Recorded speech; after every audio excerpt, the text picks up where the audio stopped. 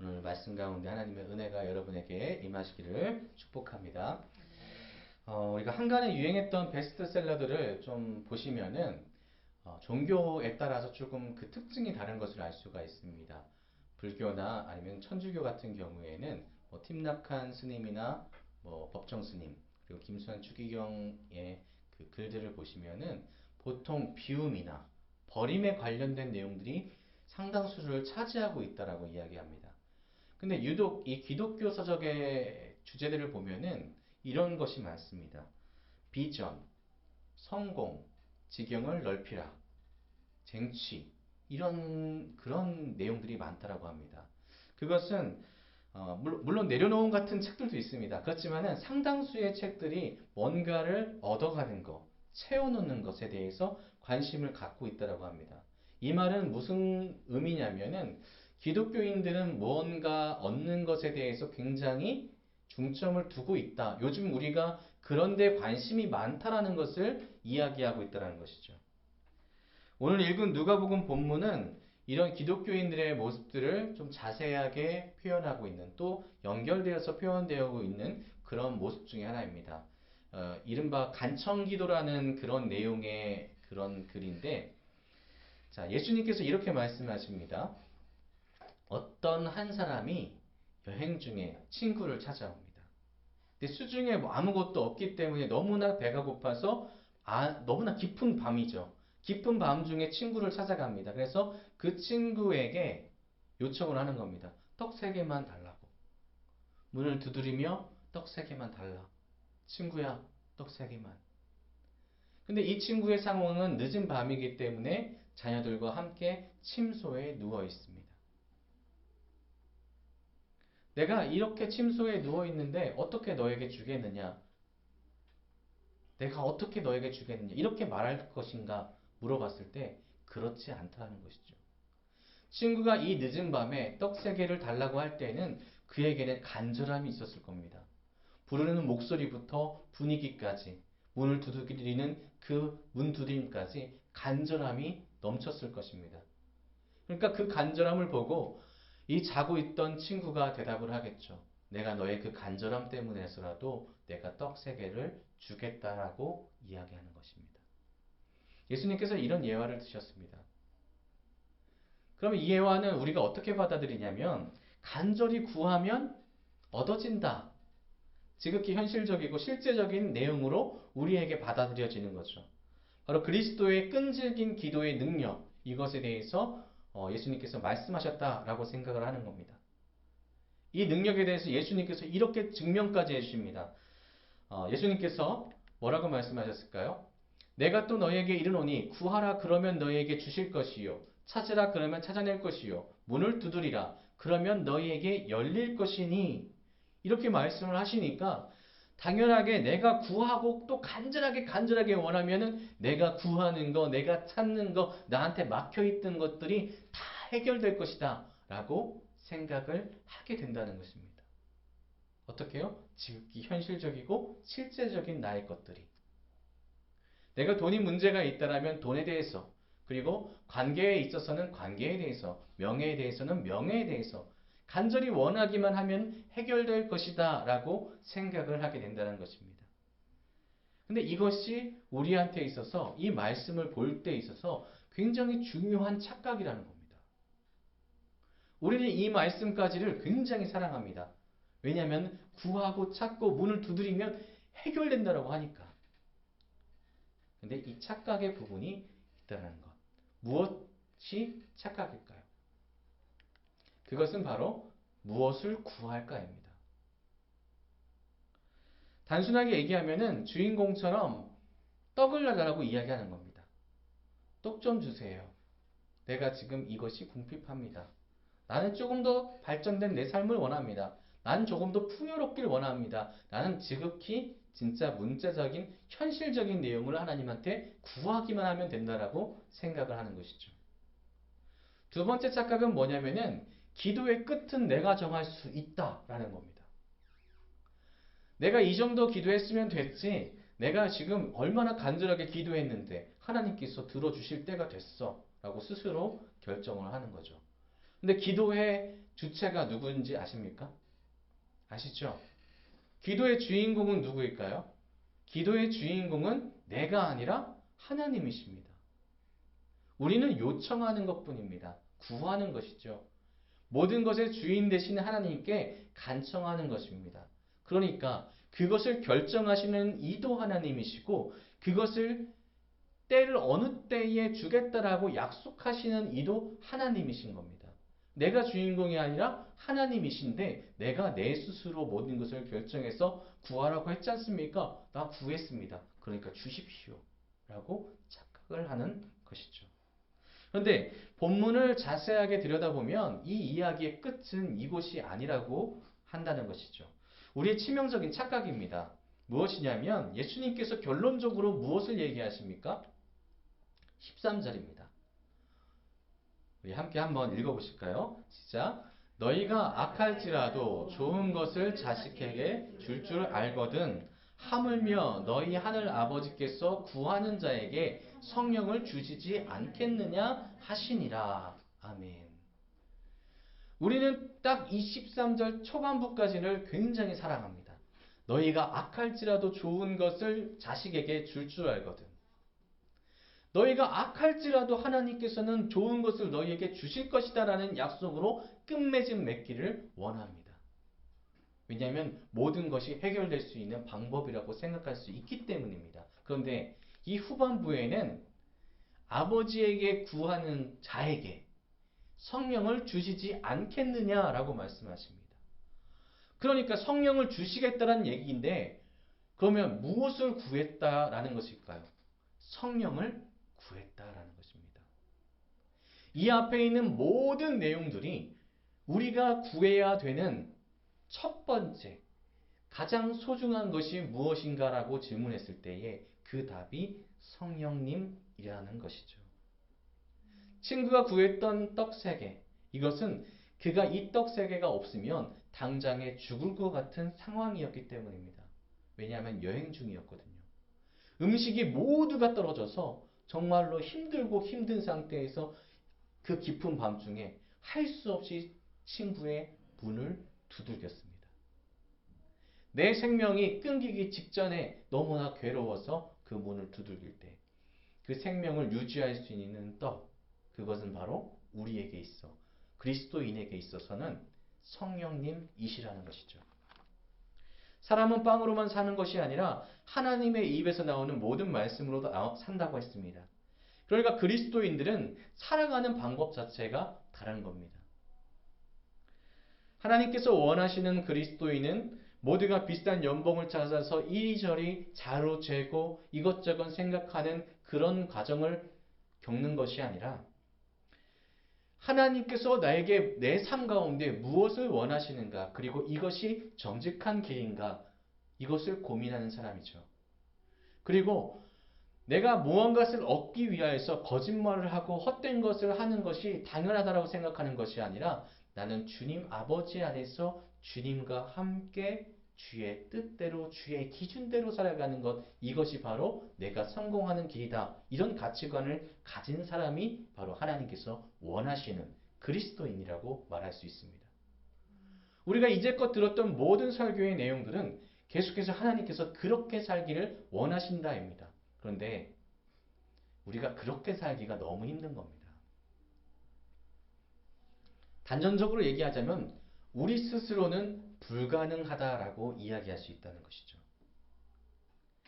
그냥 살 수가 없습니다. 이렇게 하나님의 뜻대로 살아가는 것이 내 힘과 내 뜻대로 살 수가 없습니다. 마음먹은 대로 그렇게 살아갈 수가 없습니다. 그래서 그리스도인이 하나님이 원하시는 그리스도인으로 살아가려면 우리에게 필요한 것이 있습니다. 무엇이냐면 성령님의 능력이죠. 우리의 능력이 안 되면 하나님의 능력을 힘입어야 된다는 것입니다. 이미 예수님께서 우리에게 그렇게 살아가기 위해서 성령님을 보내주시겠다라고 약속하시지 않았습니까? 그래서 우리가 구할 것, 가장 먼저 구해야 되고 가장 간절하게 구해야 되고 우리가 받아야 될 것은 바로 성령님이십니다.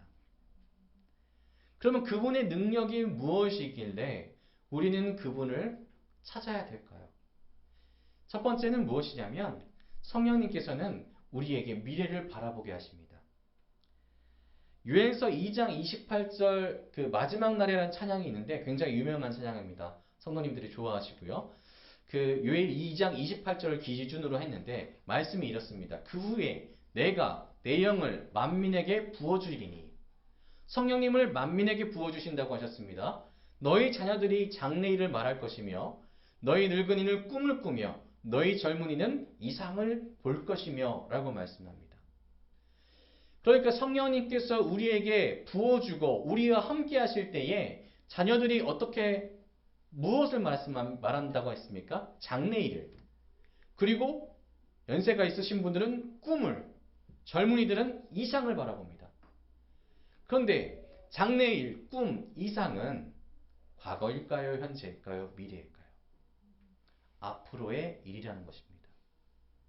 성령이 우리에게 부어진다면 우리가 성령님의 인도하심과 보호하심과 그분의 이끄심을 통하여서 살아간다면 우리는 과거의 상처나 과거의 아픔이나 과거의 괴로움에 얽매여서 나 자신을 계속해서 괴롭히는 것을 끊을 수 있으며 우리 현실 가운데 있어서 괴로움과 또는 우리 현실의 필요 때문에 내가 잘못된 길을 걸어가는 것들을 거부하고 우리는 앞으로 전진할 수 있다는 것입니다.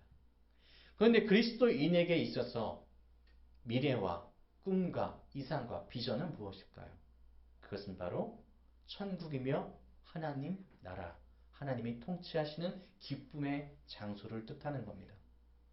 그러니까 우리가 성령의 능력, 그 첫 번째 미래를 볼 수 있고 미래를 향할 수 있고 미래를 향하여서 나갈 수 있는 힘을 주시는 그 능력은 바로 우리가 천국 소망을 가지고 하나님께로 나아갈 수 있도록 성령님께서 도와주시는 그 능력이라는 것입니다.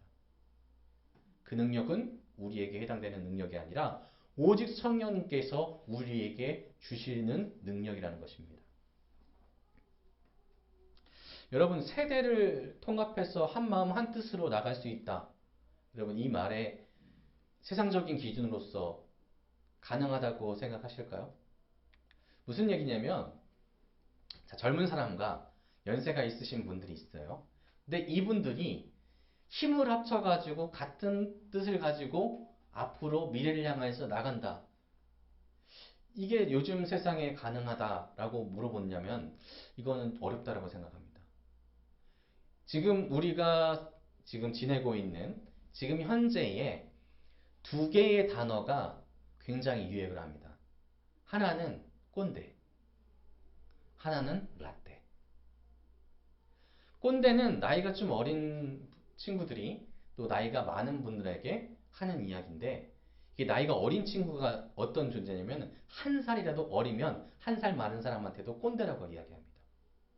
그래서 10대가 20대에게, 20대가 30대에게, 30대가 40대에게, 40대가 50대에게, 50대가 60대에게, 60대가 70대에게, 70대가 80대에게, 80대가 90대에게 올라가면 올라갈 때 당신은 고직식한 사람이다 라고 이야기한다는 겁니다. 심지어 우리 어린 유치원 아이들이 쓰는 경우도 많이 있습니다. 제가 아이들을 이제 유치원에서 픽업을 하는데 그때 누가 우리 7살 오빠들은 꼰대야. 이게 웬일일까요? 이미 그들에게 있어서 세대 간에 다르다는 것을 스스로 규정을 해놓는 거죠. 그런데 라떼가 있습니다. 라떼는 말이야. 이건 내가 지냈을 때는 말이야. 이 뜻이죠. 근데 이 말을 우리 스스로가 하고 있어요. 라떼는 말이야. 야, 니네는 그거 경험도 못 해봤잖아. 니네는 아직 비성숙해. 니네는 나 따라오려면, 내 세대 따라오려면 멀었어. 니네 고난을 알아? 옛날에 제가 그 70년대생 선배들한테 들었던 게 뭐였냐면, 니네가 보릿고개를 알아? 이거였습니다. 정작 그 형들도 잘 겪어보지도 못했던 이야기인데요.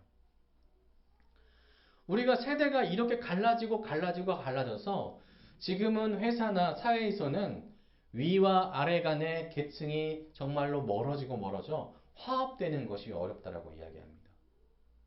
근데 이것이 어디까지 들어왔냐면은 교회에도 들어왔다는 거예요. 교회 안에도 한마음 한뜻으로 우리가 힘을 합해서 하나님의 일들을 해야 되는데 정작 하나님의 일을 할 때에 서로 연세가 있으신 분은 연세 있으신 분들끼리 하십시오. 젊은 사람들은 젊은 사람들의 일을 하겠습니다. 이렇게 이야기하는 경우가 정말로 비일비재했다라는 거죠. 제가 부교육자 사역을 하면서. 근데 왜 그럴까요? 그것은 아주 단순합니다. 우리가 바른 미래를 가지고 한 마음을 품지 못하고 있기 때문이고 우리가 성령님의 인도하심을 구하지 않는 세대가 되어버렸다는 겁니다. 다시 말씀드리지만 성령님의 능력은 미래를 향하여서 같이 나아가게 만들어주는 겁니다. 그런데 요즘 교회에서 여러분 성령님 찾는 경우가 많이 있을까요? 없을까요? 하나님 예수님은 찾지만 예수님의 십자가는 찾지만 성령님의 인도와 보호와 우리를 이끄시는 것들은 사라져버렸습니다. 성령님의 뜨거운 불길로서 이 찬양 들어보신 적 있으신가요? 성령의 뜨거운 불길로서 이게 금요 기도회나 수요 기도회나 예배 가운데 불려지는 경우가 많이 없습니다. 누군가 이런 얘기를 했습니다. 그 찬양 굳이 그거 왜 해야 되나요? 이거 다 어르신들이 좋아하는 찬양 아닙니까? 이런 얘기를 하더라고요. 선곡을 했을 때. 성령에 대해서 우리는 더 이상 찾지를 않습니다. 오죽하면 요즘에 제가 젊은 CCM들을 많이 들어보면 주제에 성령님이 사라져가고 있어요. 여러분 이건 굉장히 심각한 문제죠. 성령님의 능력인 미래를 바라보는 그 능력이 천국을 소망하게 만들어내는 능력이 하나님의 나라를 꿈꾸게 만드는 능력이 하나님의 뜻을 품게 만드는 능력이 교회 안에서 사라지니까 교회 안에서 날마다 분쟁이 일어나고 다툼이 일어나는 겁니다. 우리가 한 마음 한 뜻을 품고 나갔을 때는 우리가 한 힘을 합쳐서 나가겠지만 성령님의 그 뜨거운 열정을 가지고 나가겠지만 우리가 성령님을 찾지 않으니 우리는 더 이상 뜨거워지지도 않고 화합하지도 않고 그냥 교회에 나와서 예배만 드리고 가는 거죠. 그래서 비전을 품는다는 것, 바른 비전을 품는다는 것은 성령님께서 도와주시지 않으면 결단코 이루어질 수가 없다는 겁니다. 여러분, 저희 교회의, 우리 교회의 비전이 무엇인지 아시죠? 자, 하나님과 함께, 동역자와 함께, 이웃과 함께입니다. 우리가 유청규 목사님과 제가 이제 3년 전부터 같이 교제를 나누고 어떻게 함께 동역하면서 나갈까 고민을 하면서 기도를 열심히 했습니다. 교회를 세우기 위해서 준비하면서 비전은 과연 어떻게 세워야 될까 고민을 했습니다. 그러면서 같이 기도를 하죠. 근데 그 기도를 할 때에 우리의 뜻으로 우리의 지혜로 구하는 것이 아니라 성령님의 지혜로 구했습니다. 그랬더니 함께 가는 교회에 주신 비전이 무엇이었냐면 바로 이것입니다. 하나님과 함께, 동역자와 함께, 이웃과 함께. 성령님이 주셨으니까 함께 어디로 갑니까? 천국으로 가자. 함께 하나님 나라로 가자. 이것입니다. 성령님과 함께 할 때에 우리는 이러한 비전을 세울 수 있는 겁니다. 우리 모두가 젊은 어린이들, 저기 옆에서 지금 열심히 교육하고 있는 어린이들부터 시작해서 오늘 예배 가운데 열심으로 박수를 치셨던 노년에 이르기까지 우리는 함께 하나님의 나라를 가기 위해서 성령님의 인도하심을 받아서 나가는 교회가 되어야 될 줄로 믿습니다. 여러분 함께 가는 교회 안에서 같은 비전을 품도록 성령님을 구할 수 있는 모든 성도님 되시기를 주님의 이름으로 축복합니다. 두 번째는 성령님의 능력이 왜 필요하냐? 성령님의 능력은 말에 있기 때문입니다. 행함의 능력이 있습니다. 사도행전에서 성령님께서 처음 그 공동체 안에 내려서 교회가 출발하는 그 장엄한 장면을 보시면 성령님을 마치 불의 혀처럼 갈라지는 것들이라고 표현합니다. 그래서 사도행전 2장 1절 4절을 보시면 오순절 날이 이미 이름에 그들이 다 같이 한 곳에 모였더니 마치 불의 혀처럼 갈라지는 것들이 그들에게 보여 각 사람 위에 하나씩 임하여 있더니라고 말씀하죠. 불의 혀처럼 갈라지는 것들, 그것이 각 사람 위에 하나씩 임했습니다. 성령님이 그 성도들의 머리 가운데 딱 임했습니다. 그랬더니 이 사람들이 변했습니다. 어떻게 변했을까요? 그들이 다 성령의 충만함을 받고 성령이 말하게 하심을 따라서 다른 언어들로 말하기를 시작하니라. 그들이 말하기를 시작했다는 겁니다. 그들이 모여있던 장소는 마가의 다락방. 그 안에서 정말로 움츠려들고 움츠려진 상태로 쪼그라들어 있었습니다.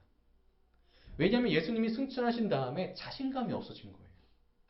그리고 압박감이 유대인들로부터 계속해서 왔습니다. 예수님 믿어? 너 잘못된 사람이야 라고 하는 때였습니다. 예수님이 십자가에 달려 죽은 때였습니다. 그리고 예수님도 승천하셔서 계시지 않은 때.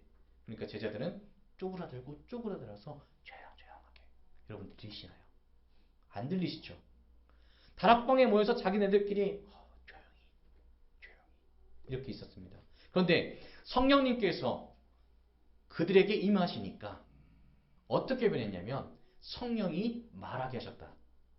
다른 언어들로 말하기를 어떻게 했습니까? 시작했다는 겁니다. 비로소 성령님과 함께 했을 때 그들에게는 능력이 있고 힘이 있어서 그들은 말하기를 시작했습니다. 그래서 그 시작한 말로 인해서 바깥에 있던 사람들이 이 사람들이 선언하고 선포하는 말들을 들었다는 겁니다. 우리의 이웃이 주의 복음을 듣기 위해서는 성령님께서 우리에게 능력을 주셔야 될 줄로 믿으시길 바랍니다. 성령님께서 우리에게 말하게 하십니다. 어떻게 말하게 하실까요? 성령님이 우리에게 말하게 하실 때는 이 교회 안에서는 옆에 계신 분들 한번 보시면 너무나 아름다워 보이시죠? 그러니까 옆에 있는 우리 성도 각자에게 사랑의 언어를 표현합니다. 오늘 너무나 이쁘신데요. 아름다우십니다. 집사님, 오늘 너무 넥타이가 멋지십니다. 주의 사랑 안에서 오늘 주의 은혜 안에서 같이 힘을 합쳐서 주의 일들을 이루십시다. 이런 사랑의 말들이 정말로 터져나오게 되는 거죠. 그러니까 초대교회에서는 자기의 것들을 남한테 나눌 수 있는 사랑의 공동체였습니다. 그리고 두 번째 뭐냐? 성령의 능력을 힘입은 그들이 그 말을 차고 넘치는 그 사랑을 어디로 베풀었냐면 이웃에게로 베풀었다는 겁니다. 주의 복음을 선포하기 시작했습니다. 어느 때부터 가능한 일이었을까요? 성령님이 그들과 함께 하실 때. 성도 한 사람 한 사람에게 성령님께서 임하셨을 때. 이 제자들이 얼마나 움츠러진 상태에서 간절하게 외쳤겠습니까? 하나님, 내가 정말로 이렇게 힘들고 어려운 가운데 내가 힘을 얻길 원합니다. 내가 담대하고 싶은데 내 마음이 너무나 쪼그라들어서 어찌할 바를 모르겠습니다.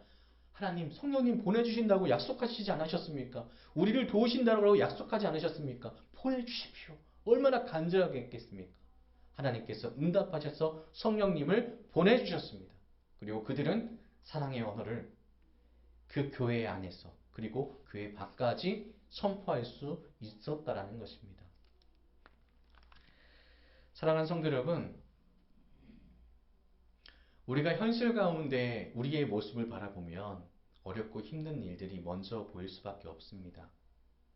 당장의 내일에 있을 일들도 두려울 수밖에 없습니다. 경제는 계속해서 어려워진다고 이야기하죠. 코로나는 아직 끝나지 않았다고 이야기하죠.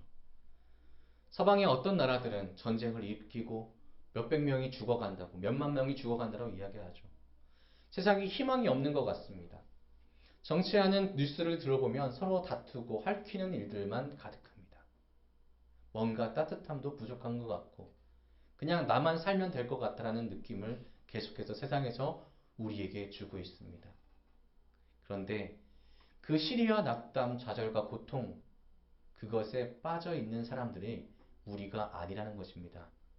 우리는 그리스도인입니다. 우리는 참된 소망이 있는 사람들이지 않습니까? 이 세상의 것으로 만족하는 사람이 아니라 하나님의 나라를 통하여서 구원받고 또 그곳에서 기쁨을 누릴 하나님께서 하나님의 택정함을 받은 분들이 바로 여러분들이십니다. 그렇다면 우리가 구해야 될 것이 무엇이겠습니까? 가장 먼저 구해야 될 것은 성령님이십니다. 우리는 이것을 잊어서는 안 됩니다. 우리가 그분의 이름을 기억하지 못해서는 안 됩니다. 사랑하는 성도 여러분, 이 함께 가는 교회에 성령님의 능력이 충만함이 있기를 주님의 이름으로 축복합니다. 그리고 그 성령님의 능력이 그냥 뭉뚱그려서 우리 가운데 있는 것이 아니라 우리 집사님 한 분, 권사님 한 분, 성도님 한 분, 그리고 우리 교역자 한 명 한 명에게 모두 그 머리에 임했던 그 모습 그대로 우리에게 임해서 우리의 언어가 하나님의 말씀대로 선포되길 바라고, 또 우리의 행동이 하나님의 사랑을 실천하는 그대로 행하고, 그리고 우리가 그 사랑과 행동을 이 세상 가운데 주의 복음으로써 전파할 수 있기를. 그래서 우리가 진짜 하나님께서 원하시는 그리스도인, 하나님께서 원하시는 교회가 되기를 우리가 다 같이 노력했으면 좋겠습니다. 사랑하는 성도 여러분, 우리의 비전이 뭐라고요? 하나님과 함께, 동역자와 함께, 이웃과 함께. 한 번 더 말씀드리겠습니다. 우리의 비전은 성령님께서 우리에게 보여주시고 우리에게 힘주시겠다라고 하신 그 비전은 하나님과 함께, 동역자와 함께, 이웃과 함께 천국으로. 여러분, 그 천국 가는 날까지 그 좁은 길을 성령님과 함께 완주하기를 주님의 이름으로 축복합니다. 날마다 주님께 간구하여 성령님의 놀라우신 능력을 힘입으시는 복받은 우리 모든 성도님 되시기를 다시 한번 축복합니다. 기도하겠습니다.